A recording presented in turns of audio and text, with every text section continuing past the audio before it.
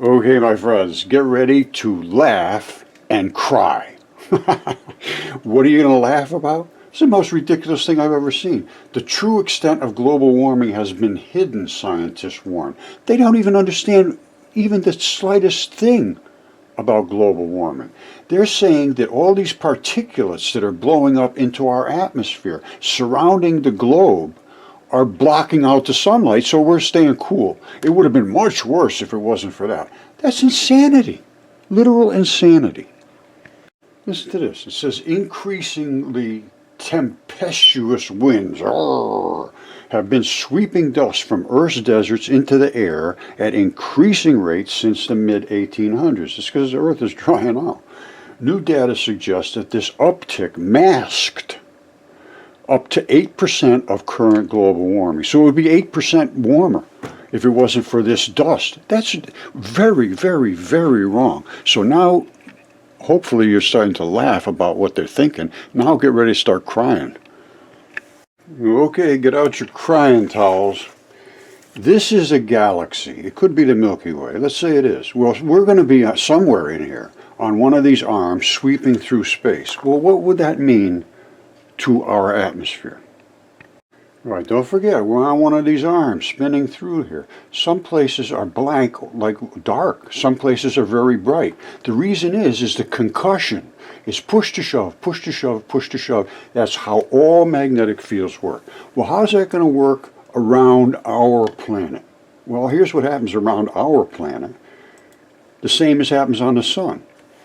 This is the moon. It's obscuring the face of the sun, so we can see all of the stuff that's going out because we're not being blinded by the light. Well, what do you see if you look carefully? You see that? That's a red spot. That's a red spot. That's a red spot. What's that all about? There's no red spots over here. And what's going on up here? There's none of this big flashy squirrely stuff going on. These are just straight up and down stripes. What the hell's going on? I could tell you precisely what's going on.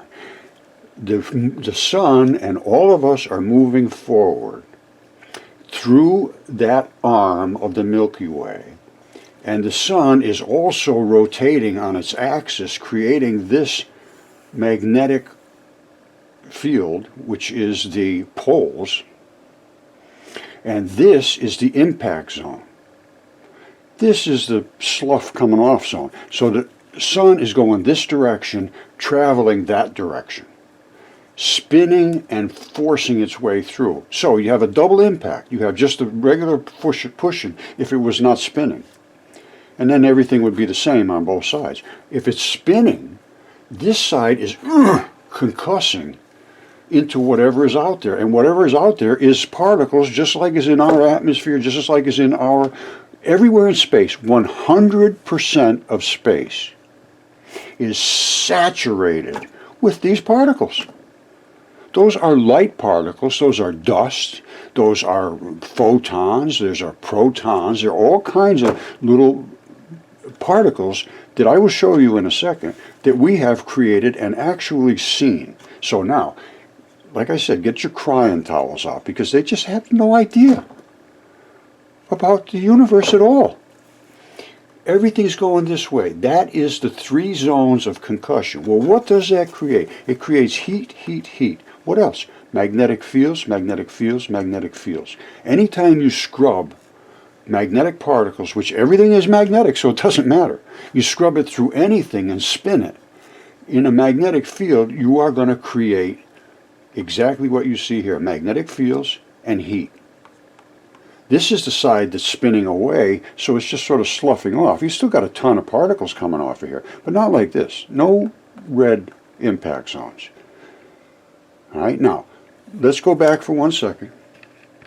Okay, so here we are with the sun traveling around the arm of the Milky Way, spinning, and that right there is the impact zone where it's scrubbing off. Just like I showed you before, those were the red spots. Everybody's trailing around trying to catch up to the sun because of the dark matter gravity that pulls everything together. I'll show you that. It's very simple to see. And we are scrubbing through all of this debris. That's debris. That's debris coming out of there all over us. There's neutrons and protons and photons and muons and Dirac neutrinos and everything you can think of is coming off it. It's just nothing but particles. But there's also big chunks too. I don't know if they're big enough to be like big blobs to be able to escape. But you could see what was escaping was just particulates, light. All right, hopefully you understand now. This is not just sitting there doing nothing. We're just moving through the universe on the arm of the Milky Way, and the sun is spinning, just like we're spinning. Same thing. Everything is spinning to some degree, except the moon is not spinning. The moon is just locked in place. That's why it has no magnetic field. The moon has no magnetic field. Not any to speak about. It's certainly not scrubbing the way a motor scrubs through a magnetic field to drive the motor, or a generator scrubs through a magnetic field to create electricity.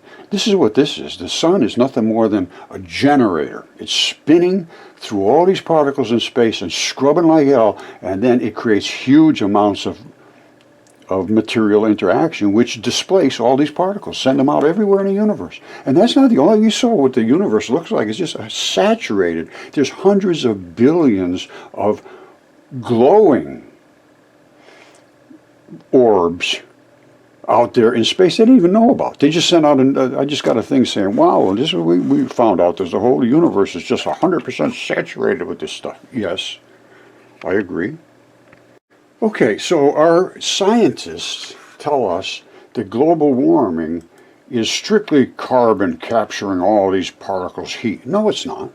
It's the planet's particles that are out here. It's 3,000 degrees or more out here, because this is the scrub zone. It's scrubbing these particles. You go like that and you got nothing but heat. How could anybody miss this? This is just unbelievable. The people that we have doing our science. And then you say, oh, you got to follow the science. No, you don't. You got to follow the people that are leading. They say, oh, you got to listen to us. You can't listen to Roger. He's an idiot. He's talking about stuff. No. Well, I'm going to tell you what. I know what the idiots are. Okay, so I'm not normally a nasty person. But I'll tell you, when you get ignored by the people we're spending billions and billions of dollars of our own money, and they refuse to speak, when actually at the bottom of every article, do you have a question? Yes, I do. Then they refuse to speak to me because I have the evidence that shows all of these particles. And they do exactly what he says. This one's a fixed particle. That one just glows and it's a puffy particle. It's a burner. That one's a slammer. And he says the standard model is just absolutely perfect. No, it isn't. This doesn't work at all. It's totally wrong. However, Don is correct that there is a quantum foam. And the quantum foam is empty space isn't empty. It's saturated with particles that are scrubbing against our particles, forcing those particles down to the earth as heat. Has nothing to do with the rest. It's just that our atmosphere is expanding and harder. It's scrubbing like crazy against those particles now, this quantum foam. It's not that the carbon won't let the light leave. Hell no. It's forcing it down. You want to see it come down to Earth? I'll show you. Okay, now don't forget, this is Don Lincoln's particles. I agree 100%. There they are. We used photons. We used light. We can't afford a $1 billion accelerator. We used a couple $100 worth of stuff and did all this. We did everything for a few $100s. And that is exactly what he's showing. These are right here. Now, this is a photon, which means it's a double Dirac. Photons are double Diracs. A Dirac is these two together. It's called a Dirac neutrino. Now, in addition, you have a muon neutrino and you have an electron neutrino. And here they are right here from Don's little picture showing the muon neutrino is the black ball right there. The electron neutrino was the white ball, and it turns into a shower. Gee, what do you see there? I see the black ball separated from the white ball. And what happens on Earth? This is what happens on Earth. That light is coming from the sun. Just think of this as the sun. The light's coming down. It's hitting the Earth and forcing all those electrons into the Earth. They're not just hanging around out there and bouncing back out. No, they're being forced into the Earth. That's why solar panels pick up that radiation and they turn it into electricity. It's an extremely violent interaction with our outer atmosphere. That's why it's over 3,000 degrees out there. It's scrubbing. There's nothing just capping the heat from getting back out. It won't leave. Some of it will, absolutely, yes. Very little. This is another little doodle from Don Lincoln, matter and antimatter. No, it's the glowy part and dark matter.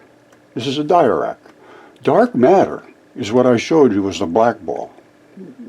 They found it years ago. They just don't even know they found it.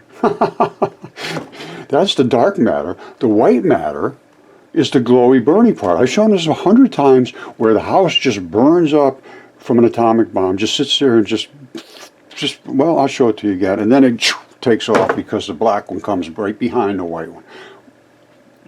Well, let me show you something. All right, let's get the details down.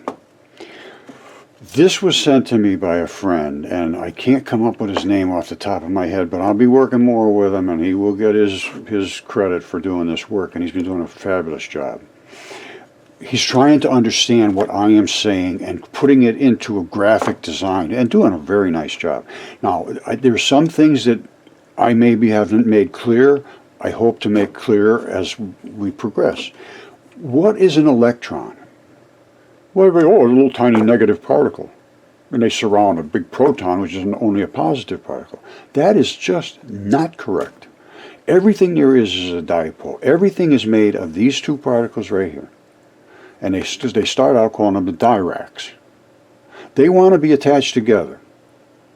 But they can separate and go their own ways. The black one can go away and go into space and collect with a whole bunch of other black ones and create a black hole. And the white ones will say, hey, can I come over there? And say, yeah, you can hang around on the outside. But we're staying on the inside because we like to be together. And you guys just like to hate each other and push you apart. So you stay on the outside, and then you can leave if you want. But we're going to stay in the middle. Now, so what happens here? I'm showing it in two possibilities. And I've got a question mark. I don't know if it's right or not. Every one of these, it appears they want to be attached together, but I know no question whatsoever they can separate. Now, does every proton have layers that are positive, negative, positive, negative, positive, negative? I don't know. Why'd you ask me that? All I know is you never see the outside.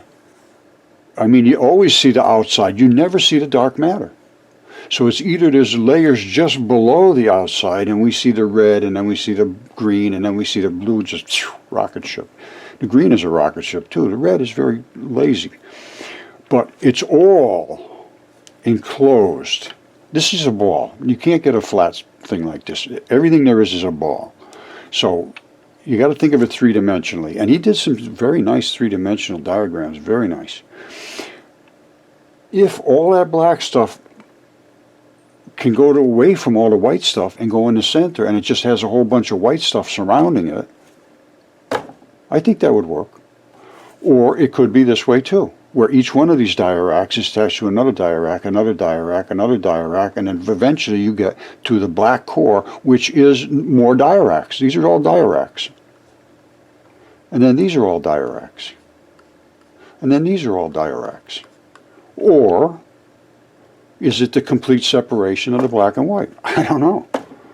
I have no way to tell that, but I can tell you one thing for sure. We can see these photons, and we can see these particles separate, and we can see them come back together. When you get up into this range, we're looking at CERN and Fermilab stuff, because they're colliding protons.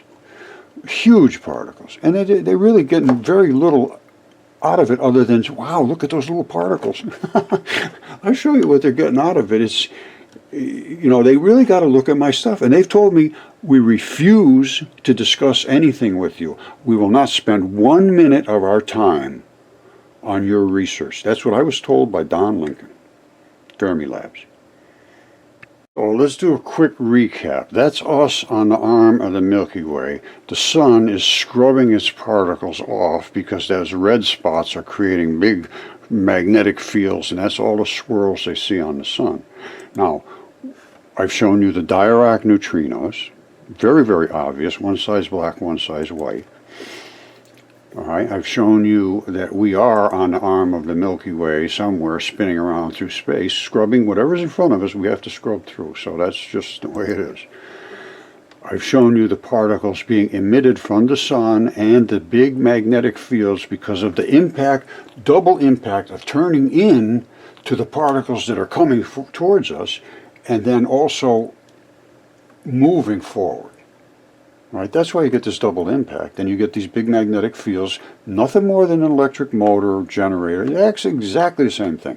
This is the trailing edge, so it doesn't have the same impact value here. I think I've made that pretty clear. Now what's next? We saw the arm of the Milky Way, we saw the sun giving off its particles, we see the intense scrubbing and these intense energies. Do you know how much the temperature is in the corona of the sun? Millions of degrees. How hot is the sun's surface? Well, it must be 10 millions. No, 10,000. 10,000 here and millions out here. Why? Why would it possibly get much, much, much, much hotter out here? The only reason is the scrub. The reason you see here, 3,000 degrees. It's only 100 degrees on the surface. 3,000 out here. It's the scrub. It's the scrub. It's not because the particles can't get back to space. They are being forced into the earth. And here is the forced mechanism right here. That's the sun emitting its particles. This is the earth. It's concussing with our atmosphere. Pew! Electron showers, baby. All right, these are the electron neutrinos. These are photons. These are all kinds of neutrinos, the different flavors. They say they change all kinds of different flavors as they concuss. Yes, absolutely. This is nothing more than the beginning of a photon, which is a neutrino phase. And then it changes up here into different types of neutrinos. Look at these things, yikes. And then they just explode and the black separates from the white. So we know that can happen. Okay, we know what happens exactly identically with the green, only it's much more reactive, very, very impactful. But it still has the neutrinos, it still has the exact same photons. And here's a photon up personal and close. Two diaracs, a diarac and a diarac. I don't know how this could be missed. And refusal to discuss this was very, very distressing. I want my money back. I want my money back. You won't talk to me? I want my money back. This is what CERN sees in Fermilab, just nothing but debris. Ooh, look at this. Ooh, look at that. Ooh, this is nice. Yeah. The red ones don't have enough energy to get out so far. The green, the blue, the yellow, they just take right off and go because they are the ones very close to the core that require enormous amounts of energy to just dislodge them. And that's why they're hitting these protons head on. That's the head-on collision. And it's just debris. They have no idea what they're seeing. None.